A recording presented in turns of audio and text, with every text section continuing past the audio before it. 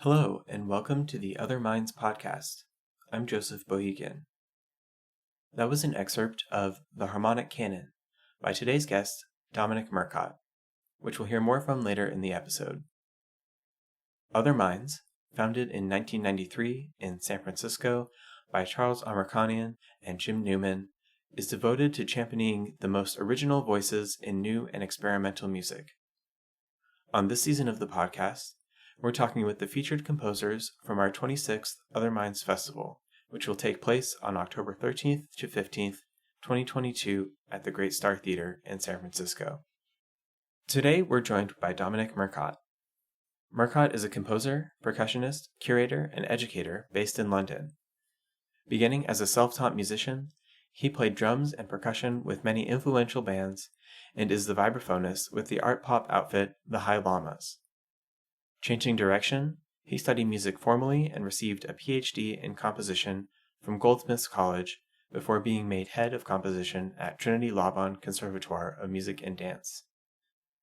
An expert on the music of Conlon Nancarrow, he lectures, curates festivals, and undertakes public speaking around the world.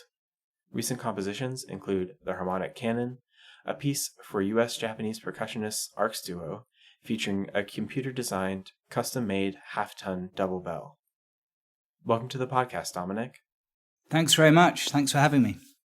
So I wanted to start off by asking you about your background as a percussionist, because it seems like it's been very influential on both your composition and your research. Yeah, I'd love to give you a really glorious story of, childhood genius, but it's a little bit more mundane than that. Well, actually, it wasn't mundane for me at the time. I was brought up in Pembrokeshire in West Wales in the UK, a very remote, beautiful part of the country, and had no contact with, obviously this is all before internet days, and my contact with music was parochial and quite minimal. And I was failing everything at school, and I did fail everything at school. But I got into playing drums when I was 14, and the experience was transformative. So I was into being a rock drummer, and I had no lessons. I never had any lessons. And I suppose looking back on it, what I realized is that it just felt nice to play the drums. So, a lot of my early drumming was based on what felt nice to play rather than how good it sounded necessarily, which is a bit back to front. But it was where my world started, really. And I left school after failing things.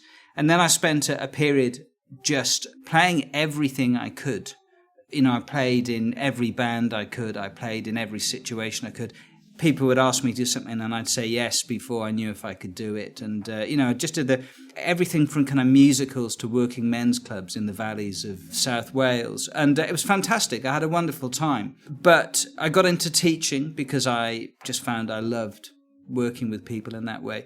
And I got my first, I turned professional by joining a really weird and wonderful trio called Blurt, which is the brainchild of a guy called Ted Milton, who's still going now probably in his late 70s, early 80s, who is a poet come saxophonist who was a bit of a darling of the alternative scene in Europe and in London around the 1980s, and still has a little cute audience. And so when I was between the age of 21 to about 24, 25, doing, hundreds of shows around Europe. And in those days, going behind the Iron Curtain, going to East Germany and things, which was really exciting for a kid from the middle of nowhere. And I learned to play. I'm not a great technical player, but I got, playing every night, I got to be quite a tight player, quite a simple player. And then I got into pop bands, and I kind of flirted with those bands that almost made it. One of those situations, we've all had them. And but I think actually my heart was never in it. I didn't enjoy the kind of poppy side of the industry that I met. I didn't like the people particularly. And also I was realizing that I wanted to do something more than play drums in a band. So I used drumming as a way to... Well, I started working with contemporary dance companies, and I worked with a great contemporary dance company in the 90s called VTOL, who was a London-based company.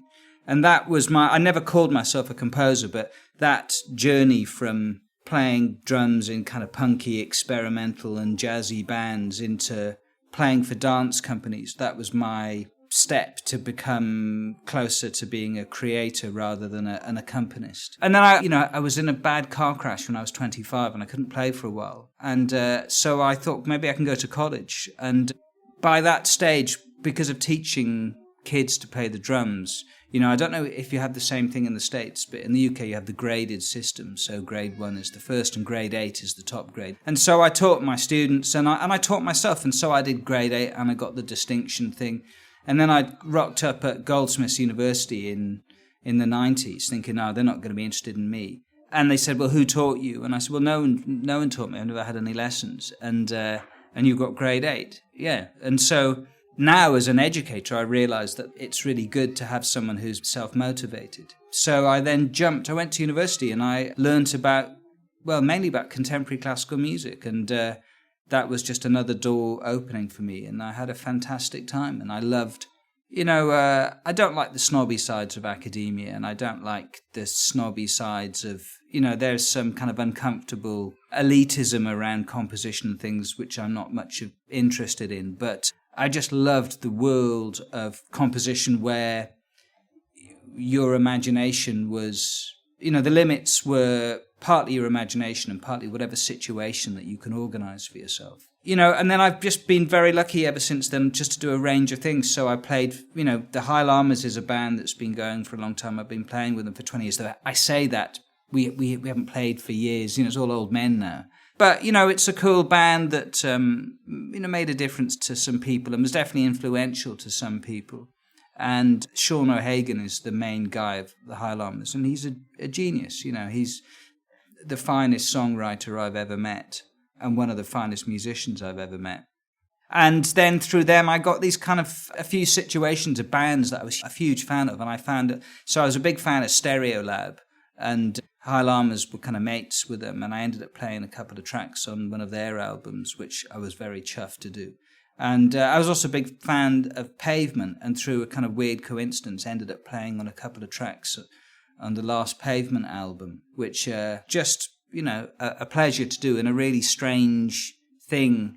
And then doing PhD and sort of gradually making a foothold into composition, and then this another kind of strange piece of coincidence happened is that I sort of got headhunted to be the head of composition at the music college where I'm speaking to you now from, which is Trinity Laban in London. And the tradition here, I'm sure it's the same everywhere, is the sort of job of head of composition tends to go to someone who comes from a very traditional pathway.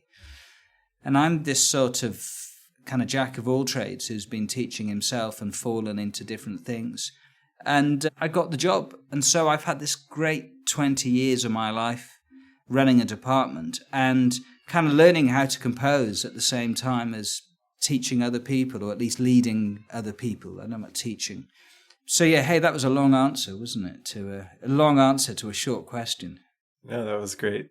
I'm wondering, at what point in that development did you feel comfortable calling yourself a composer? Yeah, when I was working with dance companies, there was one point where I was introduced as a composer, and I felt myself wanted to kind of hide and sort of shrink, into my kind of clothes, and it felt so awkward and uncomfortable. But I started doing a PhD specifically. I wasn't doing a PhD for academic reasons, really. I was doing a PhD because I thought this is a big piece of work, and I did it to work out for myself, am I a composer or not? Let's take myself seriously. So either I'm going to just crash and burn and I'll stop it, or I'll get into it. And, the latter happened. And so it was during the time I was doing a PhD, I thought, I like this. It frightened me and took me a long time to write anything that I felt I enjoyed or anyone else might enjoy. But so I wrote a lot of bad music to get myself going. But I think it was during that point.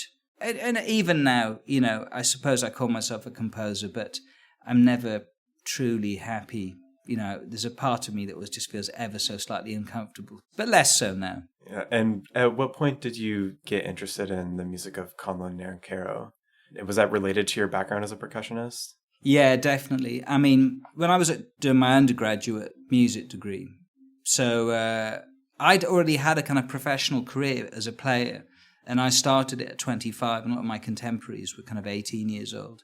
So I knew that whatever I was going to be interested in was rhythmic.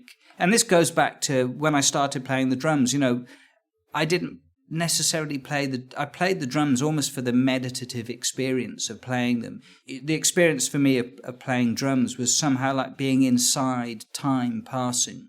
It was like a physical experience of time passing. And so when I was introduced to Nancarrow at some point when I was at college, the complexity interested me, but just the interest in time, it's like, okay, I've got to check out this character, which I did, and I didn't get it at first. I listened to it, you know, determinedly, you know, going on holiday and listening to every one of his works kind of the whole way through multiple times, and just not necessarily landing with me. And then there was some point where I don't know quite what happened, but I started to find a way into it. Maybe it was reading about him. Maybe it was Carl Gann's book. I don't know. And then later, so I was into him. And then about 2010, there was a little grant going for research projects. And I know what it was. I heard Charles Amikanian's, the release Late Works, Last Works, which included Piece for Tape on it. And I've always loved electronics, I've always loved studio work and loved percussion, and lo and behold, there's a Nancarrow piece made from tape with percussion on it, and I thought, this is exciting. And then it became more exciting where no one had analysed it, no one had got to the bottom of how this piece worked or anything, and I thought, wow, there's a space for me there's something that I can do. And I got a grant, and I went to Basel to the Paul Sacker Foundation where Nancarrow's archive is. That was so exciting, you know, I felt like a detective, you know, and turns out that the then director, Felix Meyer, was a big Nancarrow fan as well, so it's very strict, they don't let you touch any of the original documents or anything, but he was like, nah, you can have them. And so he gave me kind of stacks of stuff that had been cleared out of Nancarrow's studio that no one had really been through, but Felix had found most of the score for Piece for Tape, or at least he thought it was. So I transcribed it and I studied it, and it was fabulous. It was exciting, you know, and I had a chance to study this piece of work that no one else had really had eyes on before. And the score's not published, so, you know, I was able to see something that was quite inaccessible, really. And it was so much fun and so difficult trying to work out. I could hear there was a system there behind it, but I think I spent, you know, a couple of weeks just wandering around and looking back at it and thinking about it, thinking, what's the clue here? You know, it was a real whodunit. You know, how has he made this? And then I hit upon it and I found the key, and I realized what his system was and how he did it. And once I realized what it was, then everything just, you know, it was like a blurred picture suddenly becoming clear. And what initiated your arrangement for Live Percussionist of Nancarrow's Piece for Tape? I think when I got that grant, I think one of the conditions of the grant was it had to produce something. You had to kind of propose what you were going to produce from it. And so I think at that point I said I was going to analyze it and do an arrangement for a percussionist. So that was part of the original idea. Let's listen now to excerpts of Conlon Nancarrow's Piece for Tape from Other Minds Records' release Lost Works, Last Works, followed by percussionist Chris Fro's performance of Murcott's arrangement at the Other Minds Nancarrow Centennial Festival in 2012.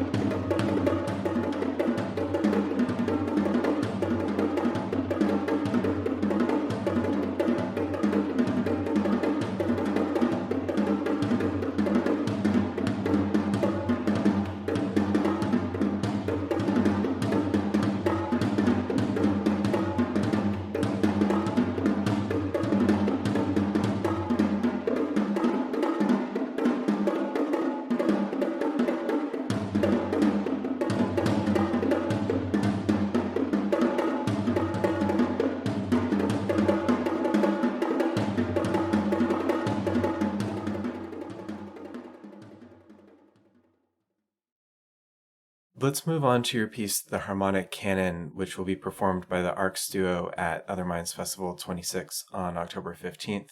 You created, in collaboration with sculptor Marcus Vergette, a half-ton custom-made bell specifically for this piece, which sounds like a very intensive process. So how was that bell made, and what are the unique properties of it that informed your composition?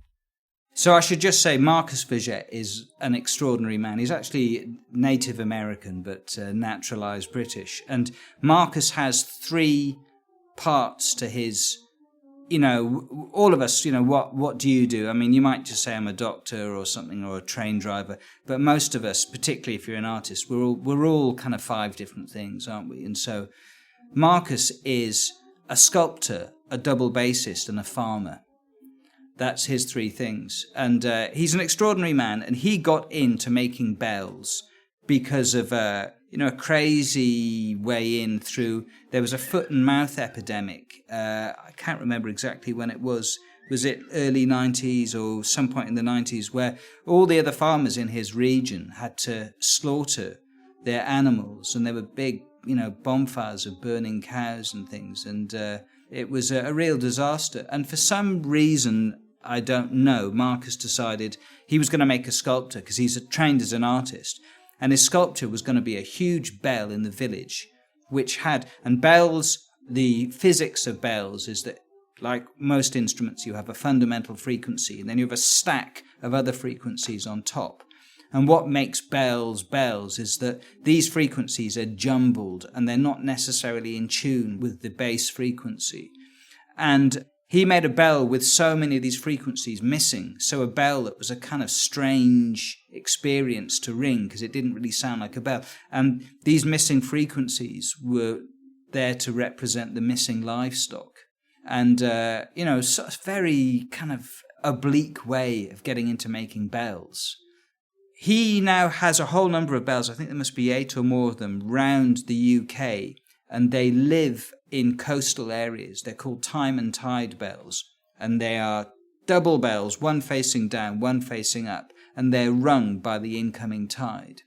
And the sound is modulated as the tide rises, the sound of the bell changes as well. And so he, through a mutual friend, asked me to come.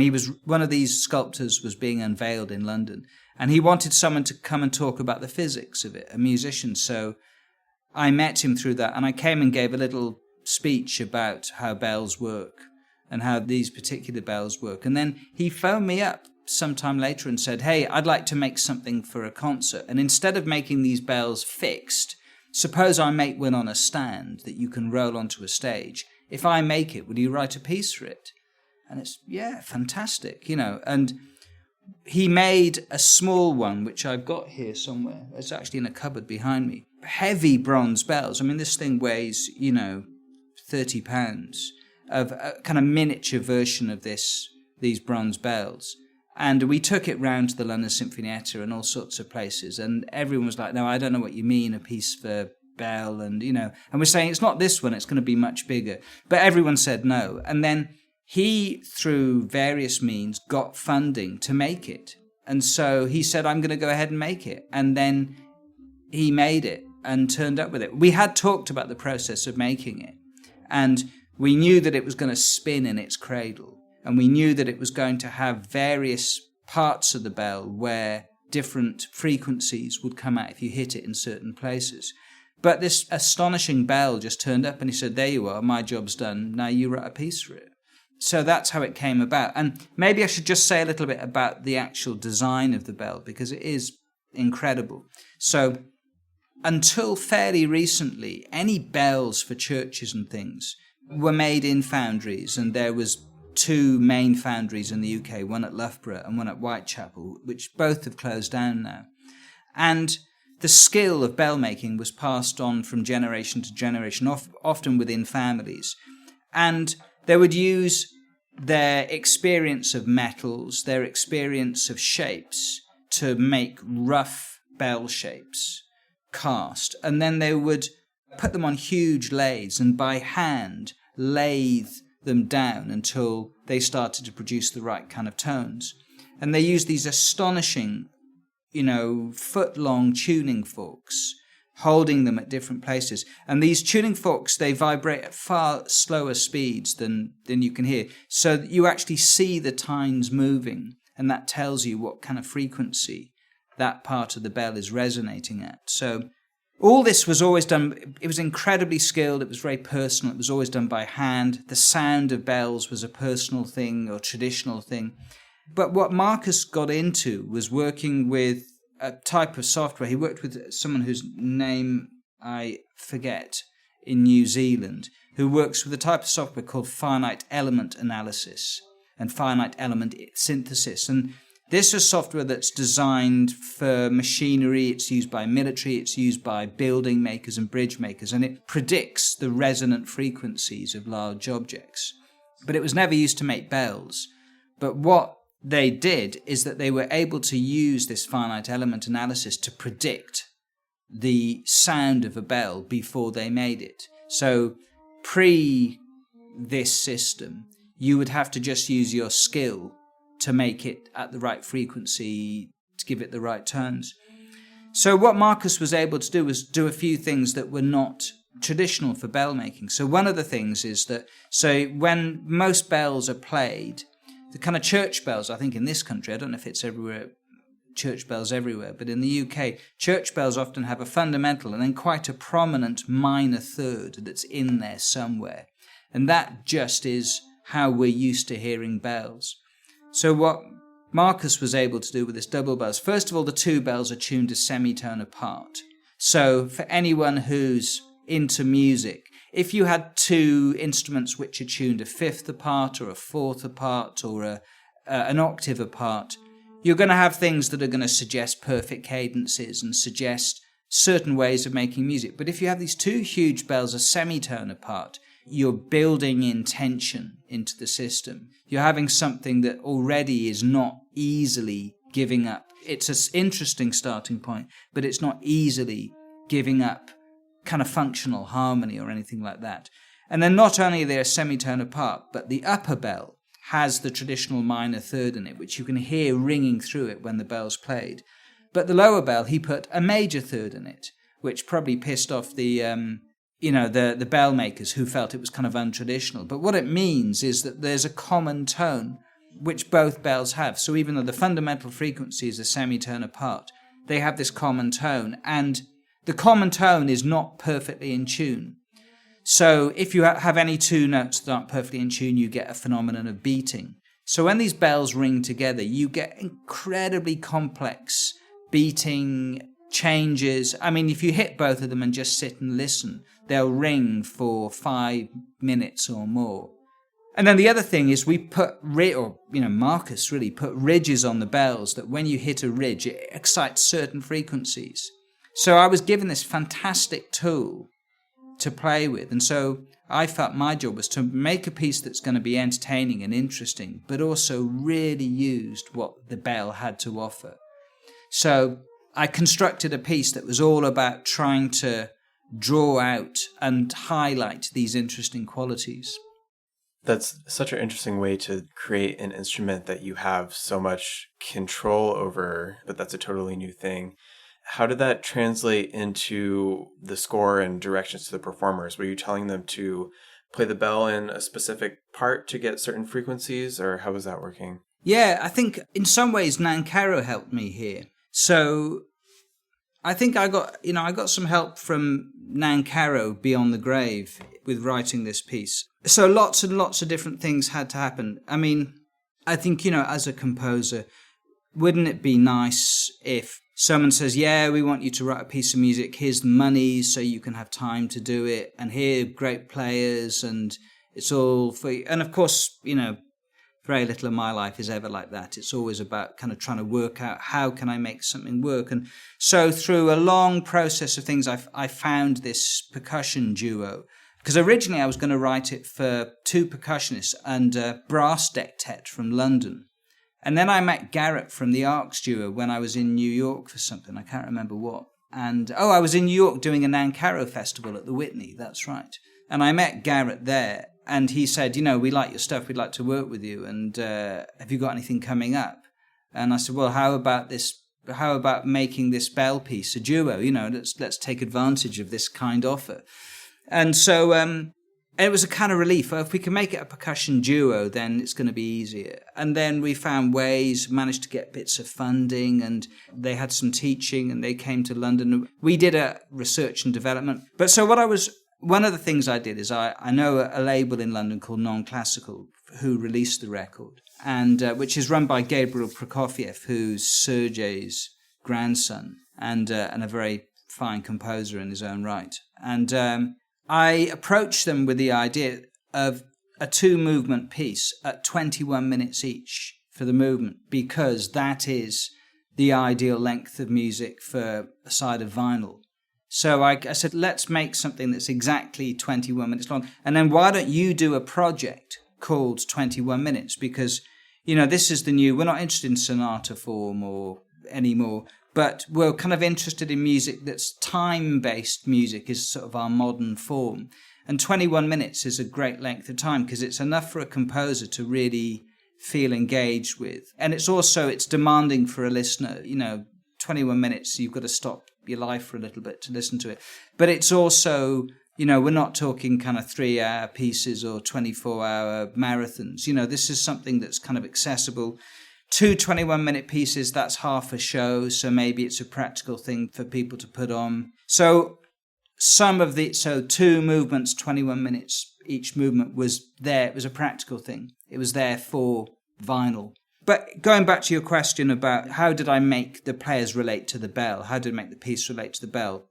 One movement, the slow movement, is just about getting the bell to resonate in different ways. And we had fun. We played with it. We rolled on it with sticks and played it with soft sticks and big sticks and fluffy sticks and scraped it and threw coins inside it and ping pong balls at it and things like that. And then we just found different ways to kind of excite the bell. So one of them is just playing it with soft sticks, and it sounds, and it just hums. It's like the biggest, warmest Tibetan singing bowl you could imagine. And then the other way we found that's really good is if you scrape it with metal-ended glockenspiel beaters. Just the process of scraping it, you can get it to excite the frequencies, and it resonates, and it's a magical sound. So this slow movement is all about getting the bell to resonate and then mimicking the resonance on other instruments, transcribing the frequencies onto vibraphones. So there's a point on the record where the bell dies away, but it seems to continue. In fact, what's happening is a vibraphone is playing those frequencies, so the brain thinks that the bell is continuing. But the fast movement was the one that was really the fun bit. This was the one that took a long time. And what I did was I thought backwards is what's the money shot here? So this bell spins. It's got to end with the bell spinning. It's stunning. It's completely, if you don't know it's coming up in the piece, it's like an absolute wow moment to see half a ton of bell rotating in its cradle. And it's so beautifully designed that you can push it with your little finger and it will rotate. It will kill you if it hits you on the head, so you've got to keep out the way of it, but you can get it moving quickly. So that's going to be the end of it. And then these ridges on the bell, playing the bell itself is got to be where this piece aims, where this piece goes to. So I use kind of Nancarrow ideas of long structures, long time-based structures. And so the structure of the piece basically starts with one side of the bell being played. Oh, I should just say that the piece has the bell, and then I surround it with a whole host of metal percussion. So everything is metal, the whole thing is metal. The bell's the centerpiece, but there's all this auxiliary percussion around it. So the structure of the piece is one side of the bell is hit, and then these kind of rapid virtuosic phrases appear, metaphorically emerging from the bell. Then the other side of the bell is hit, and then a very different soft type of music appears.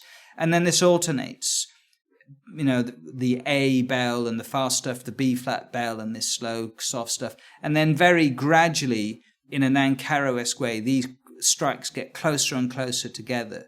And over 15 minutes, they get to the point where it's frantic with each player striking their side of the bell and having to play something incredibly rapid before the other person strikes their side of the bell. And then it gets to the point where it's too fast and the players are then playing the bell itself. And so that's where we've got to.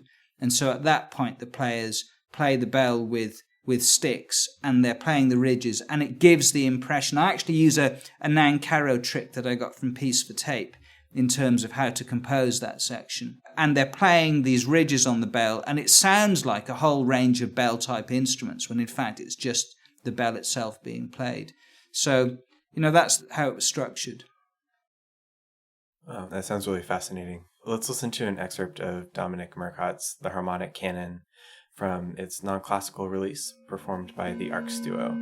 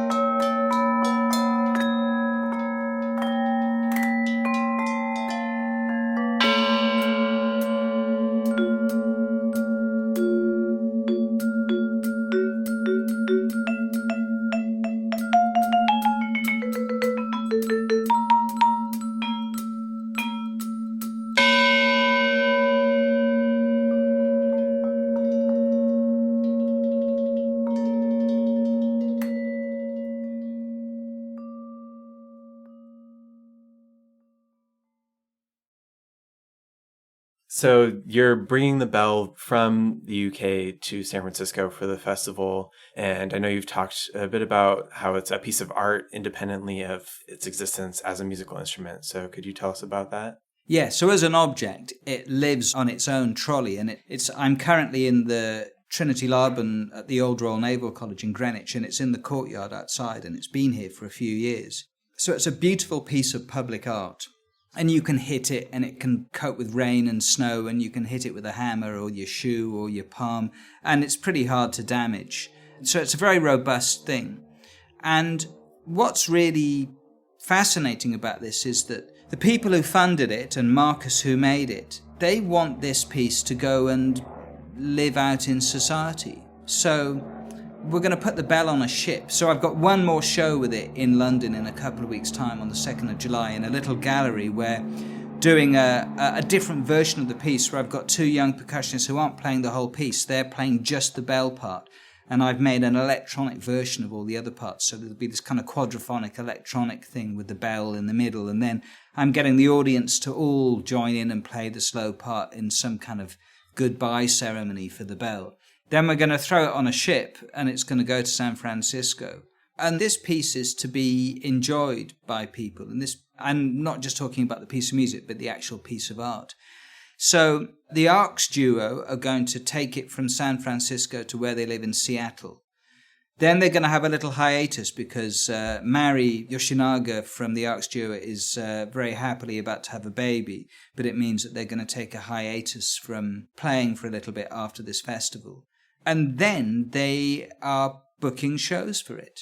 And they have the bell, because one of the problems from the past is that I've had the bell over here, but the player's over there, or trying to get the players and the bell and all the percussion together and then move the bloody thing around the country. I mean, we've done quite a few tours with it now, and me and Garrett have got pretty good at breaking it down, and, but it's a hell of a piece, when you're dealing with 1/4 of a ton of metal with a hand ratchet and trying to make sure that you can get it on the back of a truck and drive it somewhere. I mean, it was fun, but kind of demanding. So the players will have the bell, they'll have all the percussion with it, which includes rare instruments like a thing called an allophone, which is a fairly new Danish instrument made of what was originally cast aluminium fence post tops, which they realized sounded great when you hit them. So they've made this large tuned instrument out of them. So the allophone's in there. So the Archduo will have the bell with them in Seattle, and when they're ready to start playing them, they're going to tour it, and they're going to do shows. I hope I'm going to come back over and be part of this in some way. And there's no end date. They might play this piece for 20 years. Other people might play it, don't know what. When they take the bell somewhere, they can leave the bell. It's fairly hard to steal, and I'm not, laying down a challenge to your listeners there, but it's fairly hard to steal. So maybe it will appear in different parts of the States over the next, few years. And, if someone wants a concert of the piece and say, maybe they want to have the bell in there, it could be anything from a college to a museum to a school to, an atrium. So there's no end date. I've never had a piece like this. There's no point where, so I guess it's going into repertoire, into their repertoire.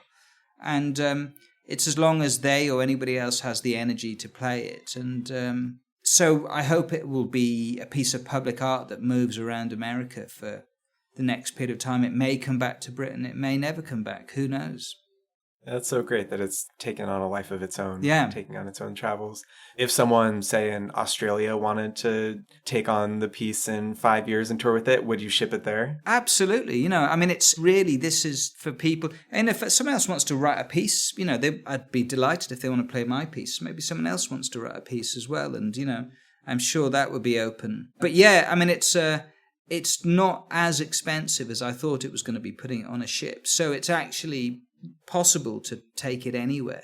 It's not necessarily easy to move it around, but it's all possible. And in terms of, performances, it weighs the same as a large grand piano. Any stage that can take a grand piano, you can put this bell on it. And I just before we end, I would just like to say this thing about the piece, because when over the development of this project, often talking about a piece of bells, so often people say, oh, wouldn't it be great to do it in a churchyard? And it's like, well, churchyards are where you hear these bells. That is the place you hear these bells. The thing that's interesting about large church bells is, first of all, is they're hidden. You never get to see them. And secondly, you can never get up close to them. And the thing about this is it has its own trolley, and you can put it on a stage. The concert that we're going to do in a couple of weeks' time is in a really small gallery, and that is wonderful because you can get right up close to this massive object, and that, I think, is thrilling. That's what you can't do with big bells. You can't get up close to them. And before the show and after the show, you can go and touch it and hit it and scrape it, and it's a very tactile object. It's lovely. On a hot day, it's always cool. It's nice. There's a bit of tree hugging going on, I think. It's quite a nice thing to rest your cheek on it. It's quite beautiful. The surface of it is very organic. It's been cast by hand, but the design of it was computer designed. So it's digital start, but analog completion. That's great. So I'll let that be the last word. If you want to see and hear the bell, you can come hear Dominic Murcott's piece, The Harmonic Canon, at Other Minds Festival 26 on October 15th, 2022 at the Great Star Theater in San Francisco. Thank you, Dominic, for talking with me today, and thanks everyone for listening. Thanks ever so much.